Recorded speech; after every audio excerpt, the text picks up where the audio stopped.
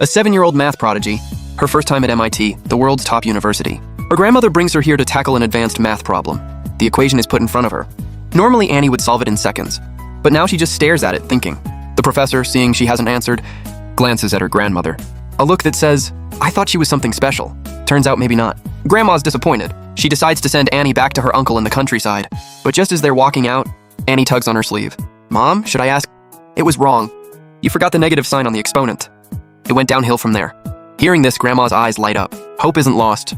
She pulls Annie back into the room. Annie walks up to the board, corrects the mistake in front of the professor, and then fills the entire board with equations. The professor follows along. Not only is the answer right, she spotted the error in the problem itself. He asks Annie, if you knew it was wrong, why didn't you say something? Thanks, but I'm not supposed to correct older people. Grandma sees a real future for this girl. She wants Annie to follow in her late daughter's footsteps. Become a mathematician. Maybe even win a Nobel or two. But first, she needs custody of Annie.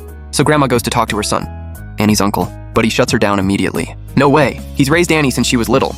Genius or not, she's his kid now. No one's taking her. But Grandma's not one to back down. She hires a lawyer and takes him to court. Her attorney argues that the uncle's financial situation is too unstable. He can't properly support a gifted child. They ask the judge to remove his custody.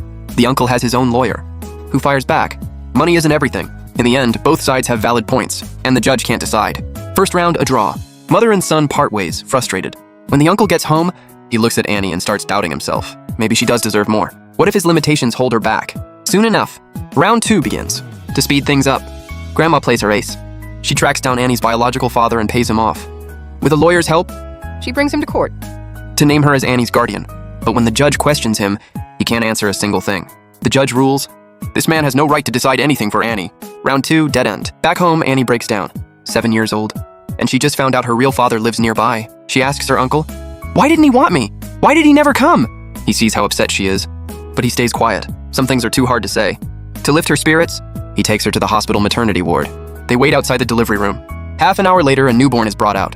Annie watches the family celebrate, and a small smile crosses her face. Her uncle kneels down and says, that's exactly how it was when you were born. This is happy. You came out and told everybody. I did. His words open something in her heart. She runs over to the family, sharing in their joy, swept up in the moment. And her uncle watches, already thinking about what's next for Annie.